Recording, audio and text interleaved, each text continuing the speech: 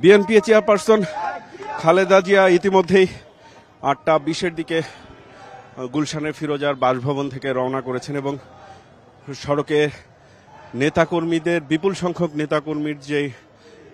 অবস্থান, সেই অবস্থানের কারণে কিন্তু সড়কে যান চলাচল যথেষ্ট বিঘ্নিত হচ্ছে এবং বিএনপি চেয়ারপারসন খালেদা জিয়াকে বহন করা যে গাড়িবহরটি, সেই গাড়িবহরটিও কিন্তু বাসা থেকে বের হয়ে প্রধান সড়কে ওঠার পরপরই কিন্তু সেখানে আটকে আছে উচ্ছ্বসিত নেতাকর্মীদের ভিড়ের কারণে। এবং বিএনপি চেয়ারপারসন খালেদা জিয়ার যদিও রাত 8টায় বাসভবন থেকে বের হওয়ার কথা ছিল এবং যেহেতু তার ফ্লাইট উড্ডয়নের কথা রয়েছে রাত 10টায়, নির্ধারিত সময়ের পূর্ব নির্ধারিত যে সময়সূচি ছিল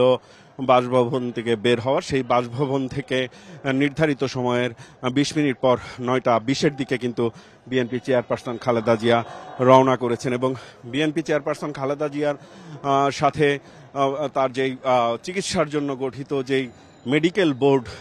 মেডিকেল বোর্ডের 6 সদস্য এবং ছোট ছেলে আরাফাত রহমান কোকোর স্ত্রী তিনি রয়েছেন এবং ব্যক্তিগত একান্ত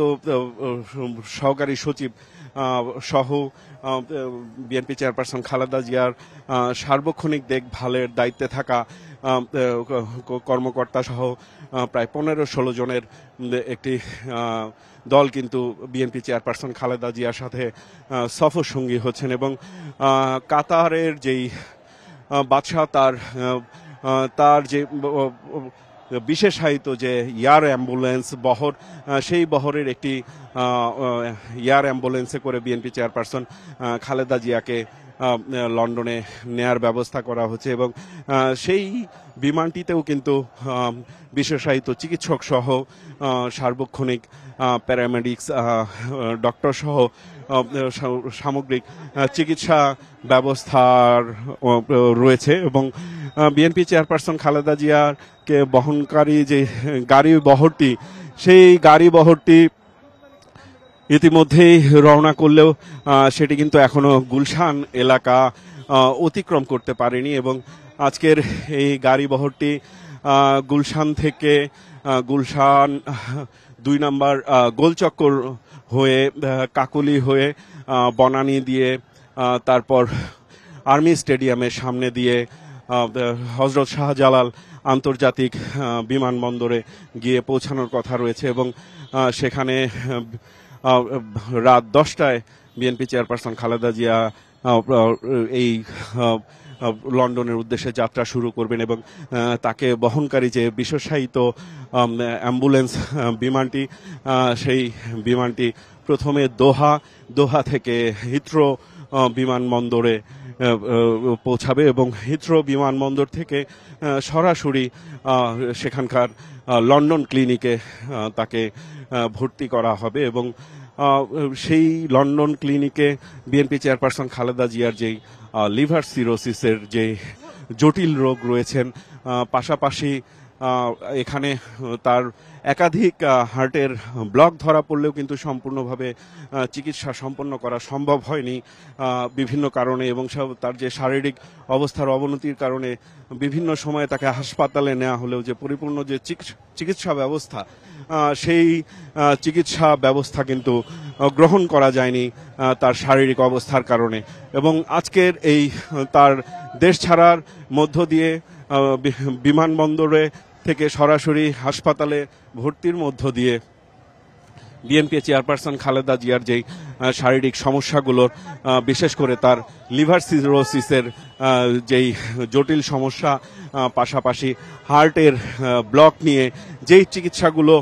বাংলাদেশে করা সম্ভব হয়নি, সেই চিকিৎসাগুলো দ্রুত তার সাথে করা সম্ভব হবে বলে প্রত্যাশা করছেন দলটির নেতাকর্মীরা এবং বিএনপি চেয়ারপারসন খালেদা জিয়াকে বিদায় জানাতে কিন্তু ইতিমধ্যেই এই গুলশান থেকে শুরু করে হযরত শাহজালাল আন্তর্জাতিক বিমানবন্দর পর্যন্ত পুরো সড়ক জুড়ে রাস্তার একপাশে দলের বিভিন্ন ইউনিটের নেতা কর্মীরা অবস্থান নিচ্ছেন এবং বিএনপি চেয়ারপারসন খালেদা জিয়া, দলের ভারপ্রাপ্ত চেয়ারম্যান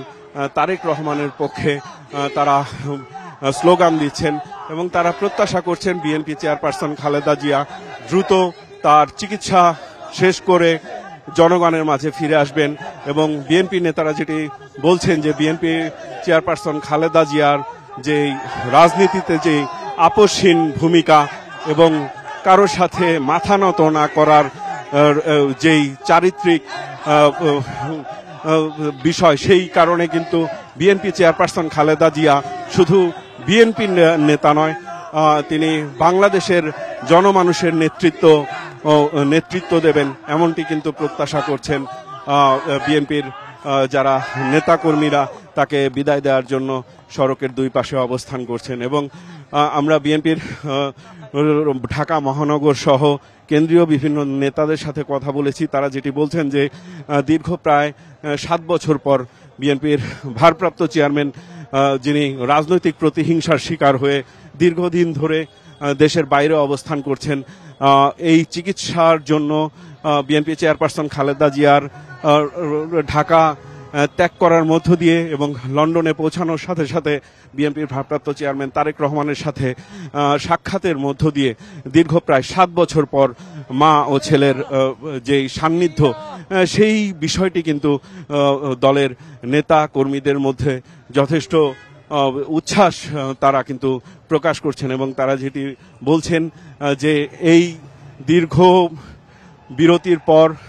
বিএনপির ভারপ্রাপ্ত চেয়ারম্যান তারেক রহমান এবং